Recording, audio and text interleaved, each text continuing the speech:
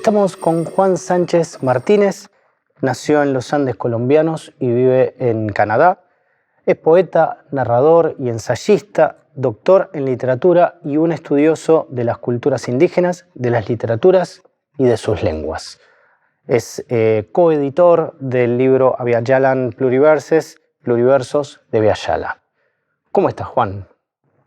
Bien, Diego. Muchas gracias por la invitación. Te agradezco a vos por estar acá. En principio te veo con algo en las manos. ¿Qué es eso? Ese es el poporo. ¿Qué es el poporo? Bueno, es una larga explicación que, digamos, de pronto aquí no es el contexto, pero, digamos, es algo que es un objeto que es muy especial para 4 pueblos de la Sierra Nevada de Santa Marta en Colombia: los Wiwa, los Cancuamu, los Cagaba o Cogi y los Iku o Arhuacos. Y hoy en día ellos caminan con este objeto,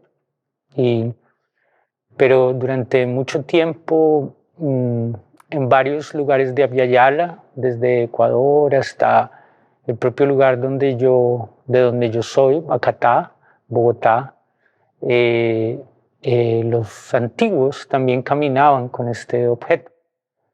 Y digamos, hay una forma de explicarlo, pues, que podría ser desde lo material, ¿no? Desde lo que tú ves, que pues es el fruto de un bejuco. Y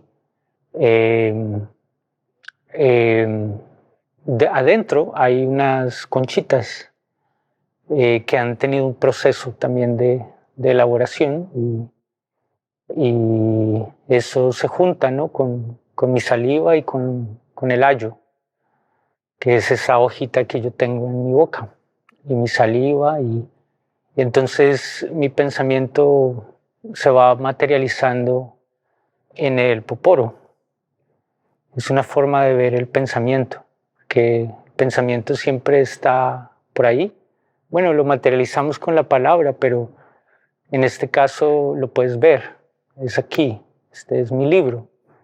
Entonces,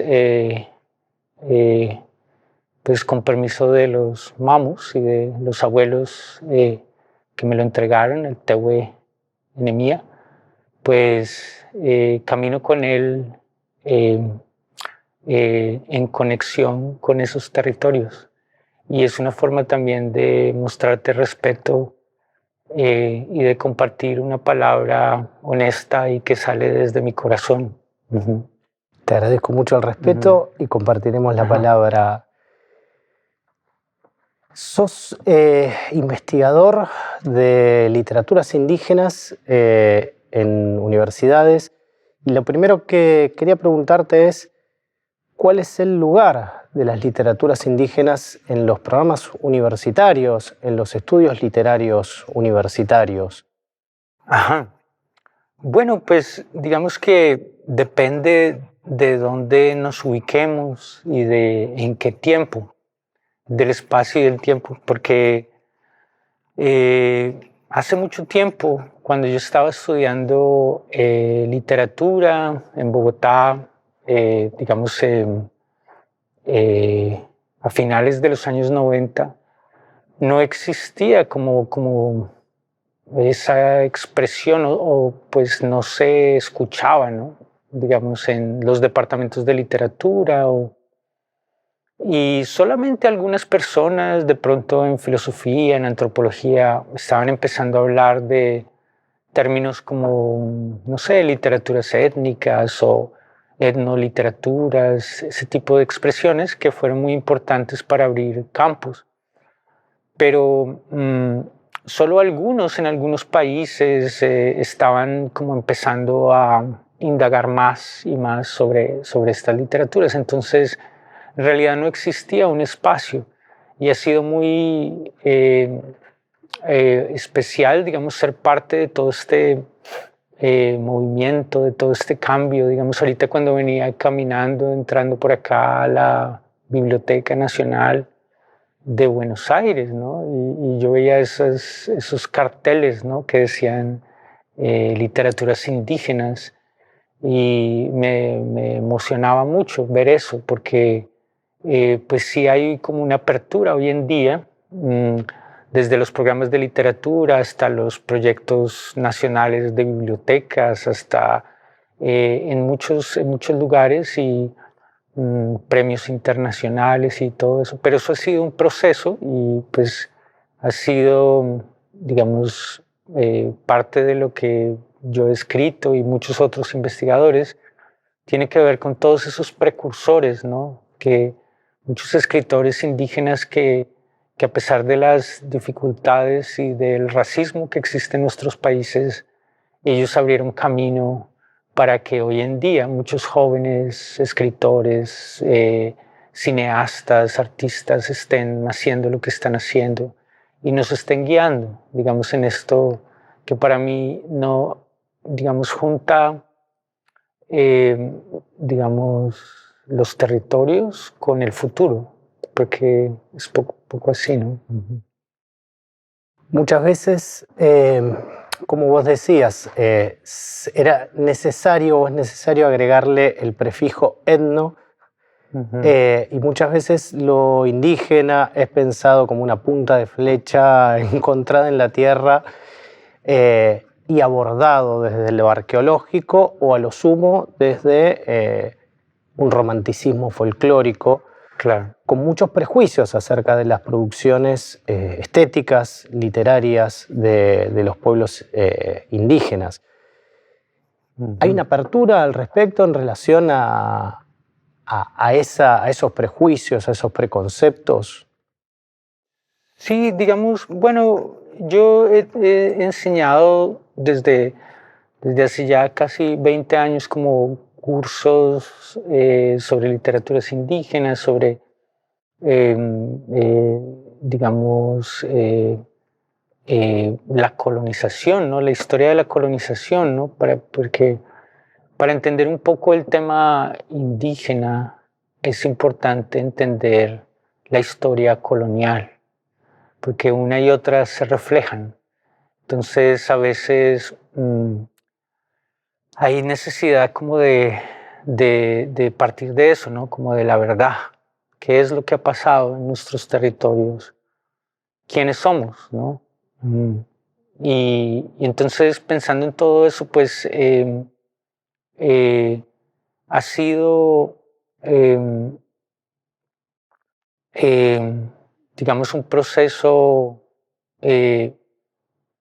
que ha ganado espacio, pero esos estereotipos continúan. Sobre todo porque pues uno lo ve cada semestre, cada año, ¿no? Digamos, los estudiantes llegan, los jóvenes, y muchas de las informaciones que traen, si ellos no son de pueblos originarios, o si digamos, en las grandes ciudades hay a veces una desconexión con lo que pasa en las regiones, ¿no? Digamos, decir aquí algo más hacia el sur, donde está más presente la comunidad mapuche, o en Bogotá, digamos, lo que está pasando en la Sierra Nevada, ¿no? Entonces, debido a eso, los estudiantes todavía algunas veces llegan con esas ideas pasatistas, ¿no? Sobre lo indígena. Y al mismo tiempo, digamos, ya es como inevitable, como no darse cuenta de que de la presencia, ¿no? de las comunidades indígenas dentro de las ciudades, y desde Santiago, Buenos Aires, Bogotá, México, ¿no? Debido a los desplazamientos forzados, ¿no? Y simplemente a las oportunidades. Y entonces eso también ha generado unos procesos muy bonitos dentro de las universidades, donde cada vez hay más estudiantes indígenas, donde cada vez hay más profesores indígenas, y en todas las disciplinas, ¿no? Porque no solamente es en el aspecto cultural, porque eso también a veces es como es una limitante, ¿no? Porque cuando lo étnico solamente se aprecia desde lo cultural y no tiene espacio, no sé, en la medicina o en la física cuántica o en la astronomía. Entonces un poco todo eso ha ido cambiando, pero va poquito a poco. Sí hay un cambio. Y ahora sobre el sufijo etno, eso es muy interesante porque, digamos, toda colectividad es étnica, ¿no? Digamos, y debido a esa, digamos, jerarquía del conocimiento colonial, eh, eh, a veces cuando se usa ese término se usa un poco menospreciando, ¿no? Como si lo otro no fuera étnico también. Entonces ese ejercicio es muy bonito, como de volver un poco, como reflexionar sobre el lenguaje. Ya de por sí lo étnico establece una alteridad y de hecho me ha pasado a mí estudiando que se piensa en los programas de literaturas latinoamericanas, hispanoamericanas y lo indígena como un seminario aparte, como si no formara parte de esa identidad continental de nuestra propia historia. Entonces establece como una zona siempre externa a eso. Siempre externa y a la vez también quitándole el... Vos decías antes, bueno, entra únicamente en lo cultural, en la producción de vasijas, pero no en lo epistemológico, si queremos usar una palabra que implicaría como muchas contradicciones, o sea, el no identificar otras epistemologías, otras formas de pensar el mundo en lo indígena. En ese sentido, o sea, te pregunto a vos, o sea, ¿qué desafíos implica estudiar literaturas indígenas? Porque ya de por sí plantea, en muchos casos, un cuestionamiento a la misma noción de literatura. Sí. O sea, las literaturas indígenas plantean un montón de cuestiones vinculadas con la oralidad, no solo con la escritura, con lo colectivo. O sea, ¿qué implica, digamos, para vos como investigador, repensar esa formación que vos tuviste para investigar? Sí, pues yo siempre cuento, pues cuando puedo, cuento una anécdota, ¿no? Y es que, pues cuando yo estaba terminando, siempre había tenido como estudiando literatura y desde antes siempre había tenido muchas inquietudes sobre lo que llamaban eso en ese entonces literaturas orales, ¿no? Y digamos las literaturas, los cuentos de los pescadores en el río Yuma, en Colombia, en el río. Yo vivía fascinado con eso, ¿no? Era como escuchaba esas historias y quería saber más. También quería saber de dónde venían esos seres del río. Pero nadie me había dicho hasta ese momento pues que todos estos seres y todas estas historias tienen una relación con historias más antiguas de seres que siempre han habitado el río. Y bueno, yo tenía eso, pero entonces justo cuando me estaba graduando llegó un amigo que en ese momento fue mi profesor y luego se convirtió en mi amigo. Y él estaba estudiando estas literaturas indígenas y haciendo conexiones entre unos textos coloniales como el Popol Vuh, como el Huarochirí, como el Huatuna, unas tradiciones de Haudenosaunee del norte. Y entonces puso junto, ¿no? Un curso que era una electiva justamente que se llamaba Literaturas Indígenas. Y por primera vez yo leí algo que me cambió la vida, ¿no? Digamos, cuando yo por primera vez leí el Popol Vuh, wow, fue como leer la poesía del origen, ¿no? Y era como... Y entonces por ahí empezamos a aprender con Miguel Rocha. Él es el profesor que también es autor del libro que acabamos de publicar. Y con él, pues muchos hemos aprendido, ¿no? Toda una generación organizando eventos y haciendo ese puente entre esos textos coloniales que se leían en la literatura con los escritores contemporáneos, que justamente en esa época pues, empezaron a tener más renombre, ¿no? Como autores como Humberto Cabal en México, en Guatemala, Jorge Miguel Cocompech, Briseida Cuevas en México, Licura Chihuahua, Leonel Lienlaf en Chile, Jaime Luis Buenún. Entonces, todos estos escritores que abrieron tantos espacios en Mayacú, en Guatemala, bueno, y todos, poco a poco, digamos, se empezó a formar como un movimiento continental en Abya Yala, donde nos hemos encontrado en muchos eventos, conferencias, y todo esto para decir que después de todos estos años, lo que está pasando es que esa expresión que decimos literatura, sabemos que en la experiencia de los pueblos originarios es palabra, pero es muchos códigos que van más allá de la letra, porque el alfabeto es una herramienta, pero es una entre muchas.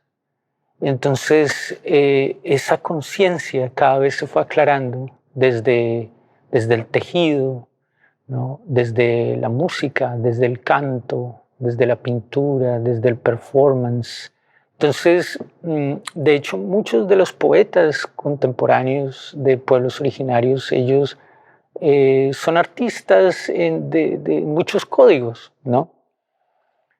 Y eso lo que demuestra es que es una literatura ampliada, es una literatura, sí, que va más allá del libro, que es una literatura accionada también, porque tiene que ver más allá, tiene que excede o desborda el yo y se abraza con la comunidad, con las prácticas, ¿no? Con las medicinas. Y entonces es un camino de vida. Y entonces, bueno, todo eso, ¿no? Muchos de los textos que se producen hoy en día también reflexionan sobre eso. Y eso para mí fue una gran guía para a veces, sí, pues trascender, ¿no? La literatura del yo. Hay algo paradójico porque precisamente eso que se piensa como un valor en los escritores europeos, la ruptura del yo, la ruptura, no sé, la incorporación de la oralidad en Borges, en Manuel Puig, pienso acá en Argentina, es pensado como un disvalor en los escritores indígenas, o sea, aquello mismo que se celebra quizá en muchos casos como ruptura vanguardista desde la escritura europea o de la escritura, digamos, colonial, es pensado como un disvalor en las literaturas indígenas, cuando en realidad es un enriquecimiento importantísimo para nuestras propias categorías, o sea, y para la propia producción literaria, pienso, no sé, la oralidad y lo que implica hoy en día, no sé, el rap, por ejemplo, las producciones orales que en muchas comunidades indígenas está teniendo mucha potencia y donde se mezcla lo urbano, lo social, lo político, lo ambiental. Sí, digamos que también parte del reto que tenemos hoy en día y que muchos de los investigadores del libro de Pluriversos de Abya Yala están tratando de hacer es también como crear puentes, ¿no? Para evitar, digamos, toda esta división que es interna y en nuestras sociedades y que se traduce en las universidades, ¿no? Y es que, o sea, a veces pensamos como, por ejemplo, literatura urbana y literatura indígena, o literatura vanguardista y literatura ancestral, digamos, podrían parecer opuestas, pero pues lo que vemos hoy en día es que no. O sea, que lo que llamamos hoy en día literaturas indígenas también a veces ni sabemos qué es, ¿no? Y muchos escritores indígenas propios han reflexionado sobre eso y han dicho, bueno, pues que es la literatura que es en las lenguas propias, es la literatura que, digamos, que tiene que tener una relación clara con la comunidad o qué es, ¿no? Y lo que vemos es que, pues, tratar de definir siempre deja por fuera a alguien. Entonces, la experiencia de cada individuo de la mano en su propia búsqueda, ¿no? y reencuentro consigo mismo es lo que crea espacios que a veces son insospechados, como a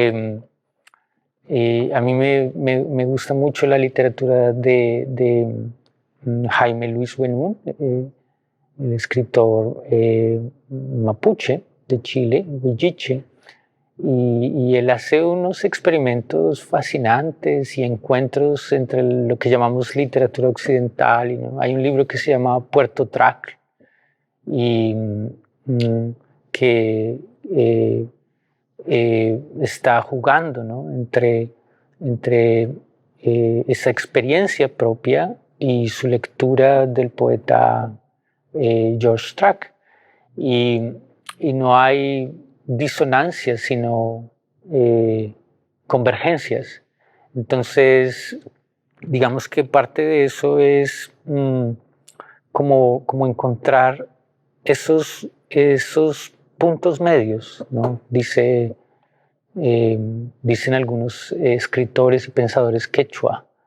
Es como esos lugares donde nos vamos a encontrar y donde no hay que alimentar las dicotomías, sino distensionarlas y darnos cuenta que, como dice en uno de los ensayos del libro un poeta y hermano que quiero mucho, Freddy Roncalla, él es un poeta quechua que escribió durante mucho tiempo en Nueva York y que escribe en quechua, español e inglés, ¿no? Por ejemplo. Entonces él dice en su ensayo que pues la huaca es el origen de la literatura peruana. Y lo dice un poco jugando con las posibilidades vanguardistas de la huaca. Y eso, pensando en tu reflexión, ¿no? De cómo lo ancestral puede ser vanguardista en términos, en la perspectiva de alguien, ¿no? Y entonces como un poco lo que yo veo, lo que yo siento, digamos, en lo poquito que miro por ahí, es que es un momento muy único para cuestionar las dicotomías, como esas divisiones rígidas, más bien mirarnos y reconocer como la humanidad, como esa fuerza para cambiar. Entonces, muchos de mis proyectos son sobre eso. Ahora que hablabas del hip hop, del rap, ¿no? Mañana voy a dar una charla sobre eso, ¿no? En la Universidad de Buenos Aires, porque he estado trabajando un poquito con raperos. Uno de ellos, un gran amigo, Luanco, un rapero mapuche de Santiago, pero y entonces organizamos unos eventos y bueno, y ahí hay mucho para digamos, de construir todos esos estereotipos, ¿no? De cómo debe ser, de que tratan de controlar la identidad. Y entonces abrirlo, ¿no? Para expandir, ¿no? Tanto nuestras identidades como la literatura misma, ¿no? En el libro se trabajan muchos conceptos que me parecieron muy interesantes, que precisamente había un texto que hablaba de cosmolécticas en contraposición con la dialéctica, o sea, con la idea de una dialéctica y precisamente pensar en términos de tensiones, o sea, más que de superación de esas tensiones que lo que siempre hacen es paralizar paralizar en muchos casos la desigualdad o la injusticia también. Te pregunto en ese sentido, o sea, ¿cuánto de la epistemología, que ya me cuesta usar la palabra, porque de la epistemología indígena nos puede ser útil en estos contextos tan complejos socialmente? Sí, bueno, digamos, pensando en eso, digamos, hoy en día, cada vez más y más, las personas, o sea, de pueblos originarios, ellos manejan sus lenguas o están reactivando sus lenguas, y quienes se han acercado a las lenguas propias de Abya Yala saben que son lenguas que manejan, que miran el mundo, ¿no? de ciertas formas. ¿Sí? Entonces, un lenguaje, una lengua, se vuelve, digamos,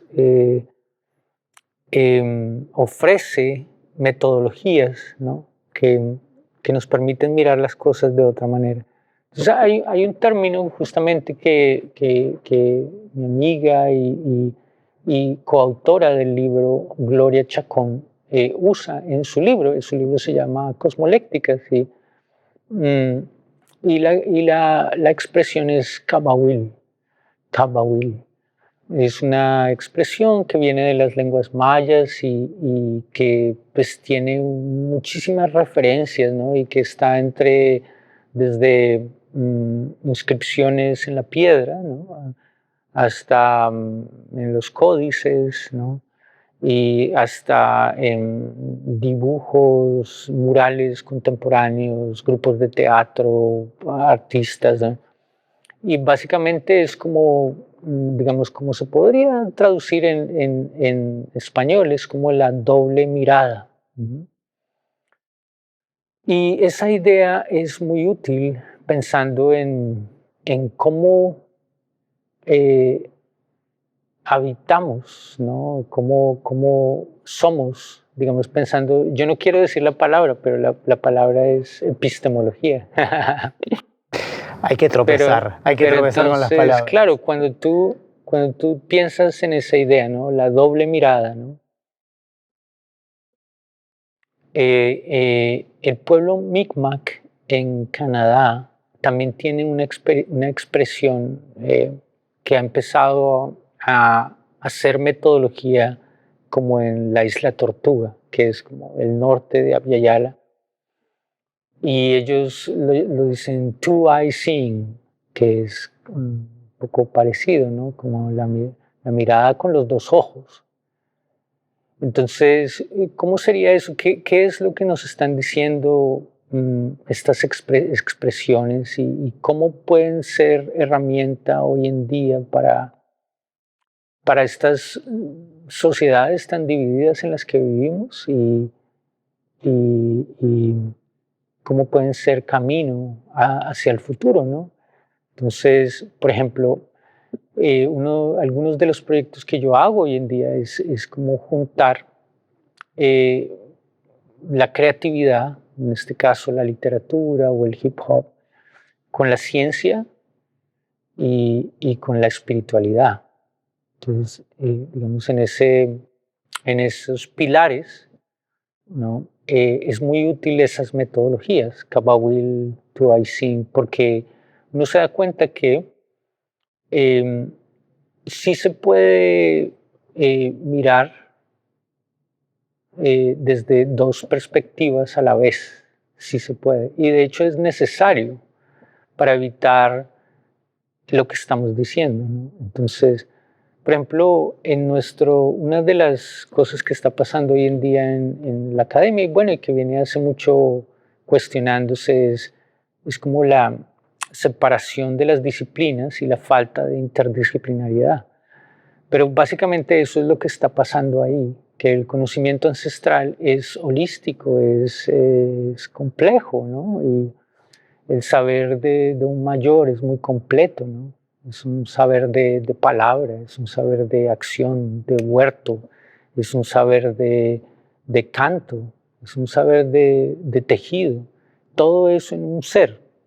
Entonces, toda esa división del conocimiento tal vez a veces no nos deja dialogar bien. Entonces, ese conocimiento vivo de la doble mirada es una invitación a todos, no solamente a los que escriben poesía o a los que, sino es una invitación a crear estos puentes, ¿no? Entre, por ejemplo, como mi amigo Teirungumu Torres, con el que trabajo. Él es un físico cuántico que hace un trabajo muy bonito entre ese saber y los saberes ancestrales de los mayores de su pueblo.